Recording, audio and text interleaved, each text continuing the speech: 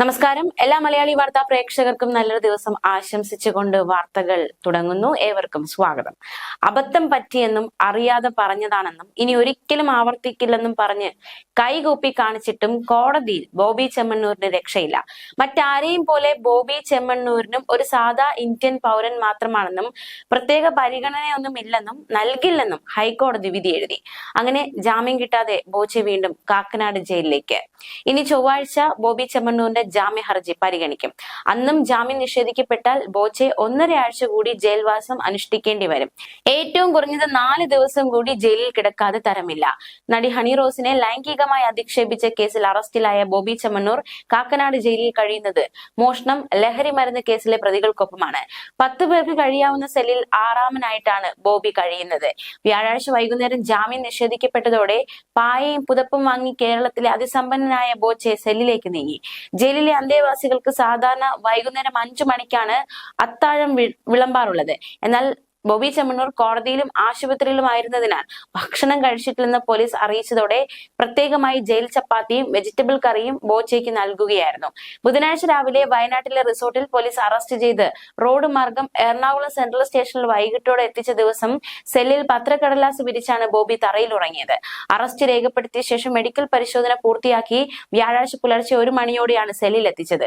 ഒരു രാത്രി മുഴുവൻ പോലീസ് സ്റ്റേഷനിലെ ലോക്കപ്പിൽ കഴിഞ്ഞെങ്കിലും തെറ്റ് ചെയ്തിട്ടില്ലെന്ന വാദവും ചിരിയുമായി കോടതിയിലെത്തിയ ബോബി ചെമ്മണ്ണൂർ ജാമ്യം നിഷേധിക്കപ്പെട്ടു എന്നറിഞ്ഞ് പ്രതിക്കൂട്ടിൽ തളർന്നിരുന്നു. ഇന്നലെ ജാമ്യാപേക്ഷ തള്ളിയപ്പോഴും ബോച്ചെ തകർന്നു തരിപ്പണമായി. വ്യാഴാഴ്ച പ്രതിക്കൂട്ടിലെ കസേരയിലിരുന്ന ബോബി ദേഹാസ്വാസ്ഥ്യം പ്രകടിപ്പിച്ചപ്പോഴും കോടതി പ്രത്യേകമായ കനിവൊന്നും നൽകിയില്ല. ചുറ്റും നിൽക്കുന്നവരോട് മാറി നിൽക്കാനും വെള്ളം കൊടുക്കാനും കോടതി നിർദ്ദേശിച്ചു. തെറ്റ് ചെയ്തിട്ടില്ലെന്ന് മാധ്യമങ്ങൾക്ക് മുമ്പിൽ പറഞ്ഞ അദ്ദേഹം തെറ്റ് പറ്റിയെന്ന് കോടതിയിൽ പലതവണ സമ്മതിച്ചു. പാട്ടും നൃത്തവും അസഭ്യ ചുവയുള്ള ഭാഷണവുമായി കളം നിറഞ്ഞു നിന്ന ബോച്ചയുടെ മറ്റൊരു മുഖമാണ് കഴിഞ്ഞ ദിവസങ്ങൾ നമ്മൾ കണ്ടത്. ഹണി റോസിന്റെ ലൈംഗിക അധിക്ഷേപ പരാതിയിൽ അറസ്റ്റിലായ വ്യവസായി ബോബി ചെമ്മണ്ണൂരിനെ എന്തായാലും കോടതിയിൽ ഹാജരാക്കിയിരുന്നു. എറണാകുളം 1ാം ക്ലാസ് മജിസ്ട്രേറ്റ് കോടതി 2ലായിരുന്നു ബോച്ചയെ ഹാജരാക്കിയത്.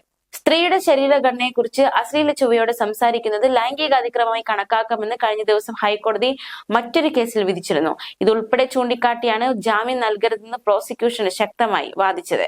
താൻ മനഃപൂർവ്വം യാതൊരു തരത്തിലുള്ള അധിക്ഷേപവും നടത്തിയിട്ടില്ല എന്ന വാദമാണ് ബോബി ജാമ്യാപേക്ഷയിൽ പ്രധാനമായി ഉന്നയിച്ചത്. താൻ പറഞ്ഞത് ആരെയും അപമാനിക്കാനുള്ള കാര്യങ്ങളായിരുന്നില്ലെന്നും അത് ദ്വയാർത്ഥ പ്രയോഗമാണെന്ന് ആളുകൾ വ്യാഖ്യാനിച്ചെടുത്തതാണെന്നും ബോബി ജാമ്യാപേക്ഷയിൽ വാദിച്ചു നോക്കിയെങ്കിലും രക്ഷപ്പെട്ടില്ല. ബോബി ചെമ്മണ്ണൂരിന്റെ മൊബൈൽ ഫോണും പോലീസ് കസ്റ്റഡിയിൽ എടുത്തിരിക്കുകയാണ്. ഫോൺ ഫോറൻസിക് പരിശോധനയ്ക്ക് വിധേയമാക്കിയേക്കുമെന്നാണ് വിവരം.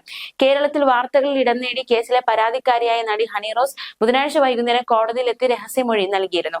Ernakulam first class judicial magistrate കോടതിയിലെത്തിയാണ് നടി രഹസ്യമൊഴി നൽകിയത്. 2 ദിവസം മുമ്പ് വീണ തനിക്ക് നട്ടലിന് പരിക്കുണ്ടെന്ന് ബോബി ചെമ്മണ്ണൂർ പറഞ്ഞു നോക്കിയെങ്കിലും കോടതി അതൊന്നും പരിഗണിച്ചില്ല. ശരീരത്തിൽ ചില പരിക്കുകളുണ്ടെന്നും എന്നാൽ പോലീസിനെതിരെ പരാതിയില്ലെന്നും ബോബി കോടതിയെ അറിയിച്ചു. കുന്തി ദേവിയുമായി ബന്ധപ്പെടുത്തി നടത്തിയ പരാമർശം അശ്ലീലമല്ലെന്ന് ബോബിയുടെ അഭിഭാഷകൻ വാദിച്ചു. പരാമർശം നടത്തിയെന്ന് പറയുന്ന സംഭവത്തിന് ശേഷവും ഇരുവരും സൗഹൃദത്തിലായിരുന്നുവെന്നും പിന്നീടും ഇരുവരും പരിപാടിയിൽ പങ്കെടുത്തിട്ടുണ്ടെന്നും അഭിഭാഷകൻ പറഞ്ഞു. കണ്ണൂരിൽ നടന്ന പരിപാടിയുടെ ദൃശ്യം ഹണി റോസ് തന്നെ സമൂഹ മാധ്യമത്തിൽ പങ്കുവച്ചിട്ടുണ്ട്. നിരവധി പേർക്ക് ജോലി നൽകുന്ന ആളാണ് ബോബി ചെമ്മണ്ണൂർ.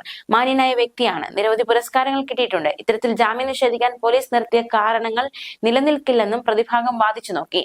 മൊബൈൽ ഫോണിന്റെ ഫോറൻസിക് പരിശോധന പൂർത്തിയാകും വരെ ജാമ്യം നൽകരുതെന്നായിരുന്നു പോലീസിന്റെ വാദം. ന്യൂസ് ഡെസ്ക് മലയാളി വാർത്ത.